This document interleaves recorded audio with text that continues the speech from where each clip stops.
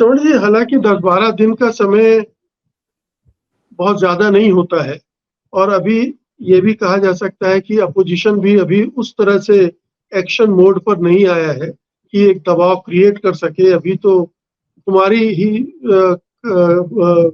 हावी है विपक्ष पर जीत की, एक जीत अगर कहा जाए तो। क्या आपको लग रहा है कि ये सरकार, विपक्ष को छोड़ दीजिए, सरकार और ये प्रधानमंत्री बदलने के लिए तैयार है किसी भी तरह से, या पूरी तरह से ये इस्तेमाल तो करेंगे नायडू और नीतीश का, लेकिन एजेंडा अपना चलाएंगे, अपने ढंग से काम करेंगे, उन्हें वो मंत्रालय भी दिए और शायद अब लोकसभा अध्यक्ष का पद भी उन्हें नहीं मिलेगा? देखिए, मैं थोड़ा सा ये कुर्बान अली साहब ने और अपूर्वानंद जी ने जो कहा उससे थोड़ा एक भिन्न मत व्यक्त करना चाह रहा हूँ। सरकार बदल रही है कि नहीं, बदलेगी कि नहीं, इसको देखने का हमारा जो नजरिया है, जो व्यक्त हुआ है अभी कुर्बान अली साहब की बातचीत से और अपूर्वानंद जी की और आपकी भूमिका से, कि हम कब मानेंगे कि सरकार बदल गई। हमने जो बातचीत की उसमें कि हमको ऐसा लग रहा है कि नहीं बदली या नहीं बदल रही है या नहीं बदलेगी। हम ये जानना चाहते हैं कि विपक्ष के प्रति उसका नजरिया बदलेगा कि नहीं। हम ये देखना चाहते हैं कि सत्ता के विरोध के प्रति जो आवाजें हैं उनके प्रति सरकार का नजरिया बदलेगा कि नहीं। आपने उदाहरण दिया, अरुंधति राय का दिया और भी दिए। तीसरा बड़ा है कि मुस्लिमों के प्रति विरोध के प्रति रवैया बदलेगा कि नहीं। ये मोटा मोटी जो 3 चीजें निकल कर आई हैं।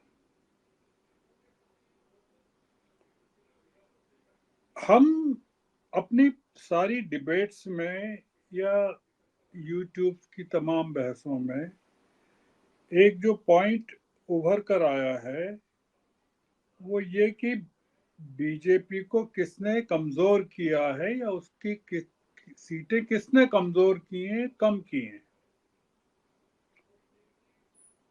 मैं भी मानता हूं कि ये जो लड़ाई थी ये जनता की लड़ाई थी सरकार के खिलाफ।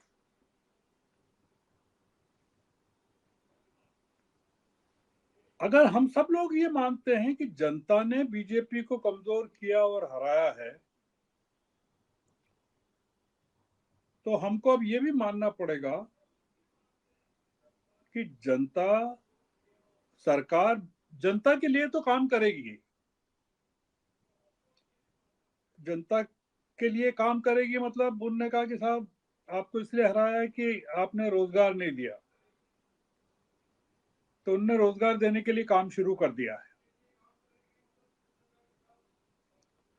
भागवत साहब ने कहा कि आप मणिपुर जल रहा है साल भर से, तो अमित शाह जी ने अभी कह दिया कि वो मैतेई और कुकी दोनों से बात करने वाले हैं।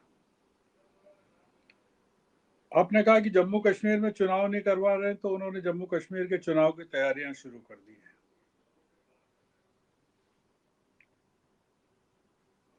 अगर जनता ने हराया है तो ये जो सरकार है वो जनता को खुश करने के काम में लग गई है।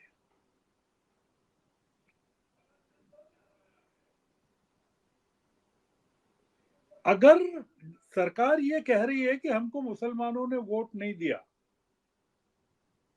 बीजेपी के लोग कह रहे हैं, हमारी बातचीत से भी निकला है, एक भी एनडीए का एमपी नहीं है मुस्लिम, या एक भी मंत्री नहीं है मुस्लिम, या जेडीयू के सांसद ने अभी कहा, मैं आज देख रहा था कि यादवों और मुसलमानों ने वोट नहीं दिया था।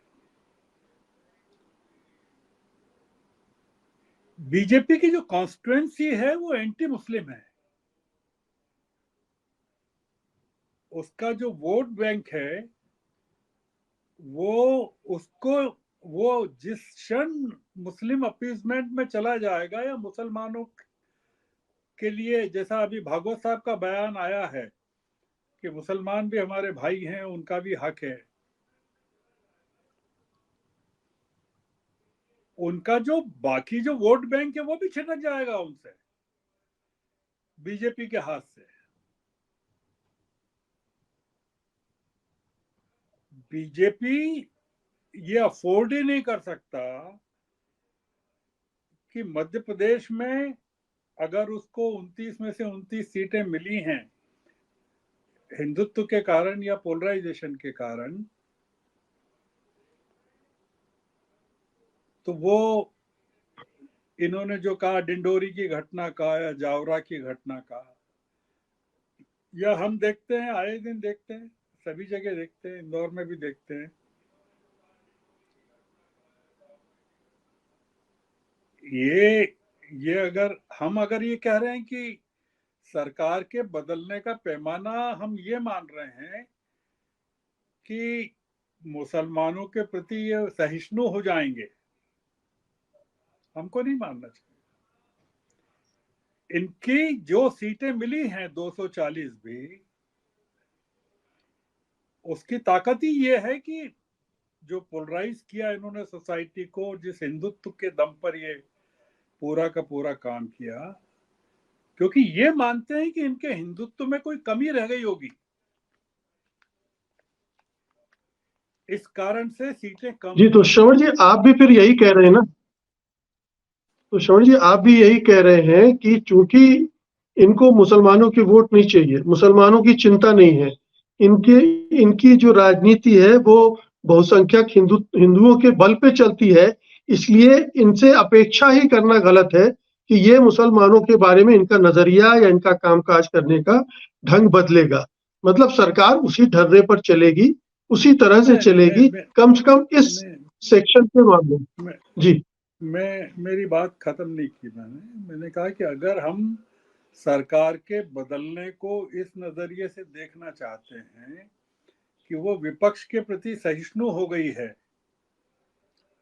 या सत्ता विरोध के प्रति सहिष्णु हो गई है या मुसलमानों के प्रति सहिष्णु हो गई है, तो वो सरकार ऐसा नहीं करेगी, क्योंकि विपक्ष के प्रति सहिष्णु होकर वो कमजोर नहीं दिखना चाहेगी, ये मैं कह रहा हूं।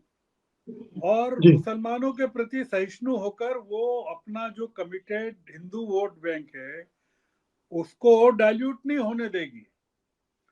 पर अगर जनता का मैंडेट ये है कि आप इसलिए हारे हैं कि आपने रोजगार नहीं दिया, आपने महंगाई पर काबू नहीं किया, तो वो कह रहे हैं हम करवा देते हैं, हम करते हैं इस चीज को, वो करेंगे उस चीज को।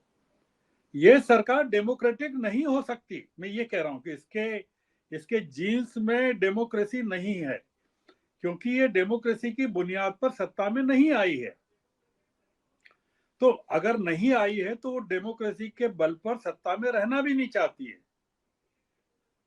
और रह भी नहीं सकती, क्योंकि जिस दिन बीजेपी डेमोक्रेट हुई वो कोलैप्स हो जाएगी, क्योंकि उसका जो कमिटेड हिंदू वोट है वो फिर कहेगा कि आप में और राहुल गांधी में कोई फर्क नहीं है, वो भी जनेऊ दिखाते हैं, आप भी जनेऊ दिखाते हैं, तो हम उनके साथ जाएंगे, वो ज्यादा उदार हैं।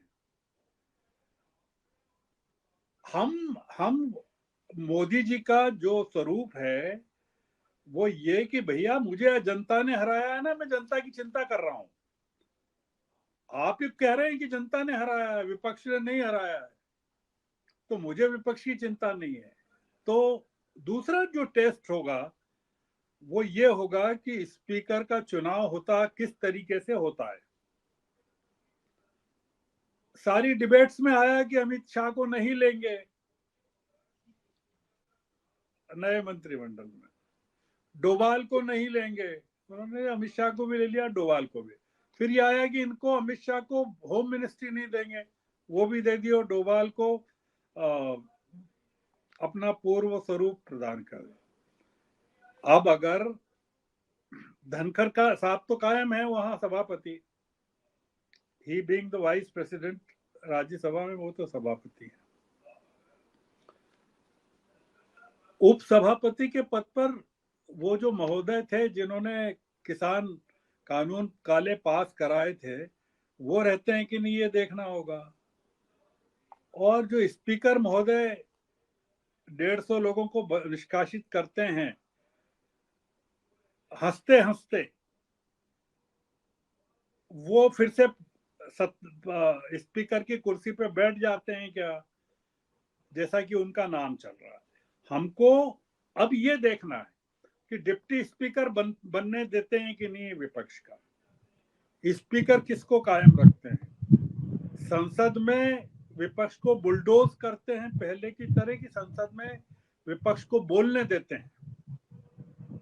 बहुत सारी चीजें अब देखना पड़ेगी कि ये मोदी जी बदलना चाहते हैं। मेरा एक जो मानना है कि जो हम जिस पैरामीटर्स पर सरकार के बदलने को देख रहे हैं, उन पैरामीटर्स पर ये सरकार कभी नहीं बदलेगी, क्योंकि 2002 से या 2001 से मोदी जी की ताकत वही रही है जिस ताकत पे वो दिल्ली में आए हैं। तो इसलिए, और ये भागवत साहब जो कह रहे हैं सोसाइटी के बारे में, जो वो कह रहे हैं विभाजन किया, या विपक्ष और प्रतिपक्ष की जो बात कर रहे हैं, ये पूरी की पूरी नकली चीजें हैं। मतलब इसमें कोई तथ्य नहीं है, ये एक मुखौटा है भागवत साहब का। तो इसलिए ये मतलब ये मुखौटा इस तरह का है कि वो मोदी जी को कमजोर करने में विपक्ष की मदद करना चाहते हैं। तो बहुत अच्छा है, उसका स्वागत करना चाहिए,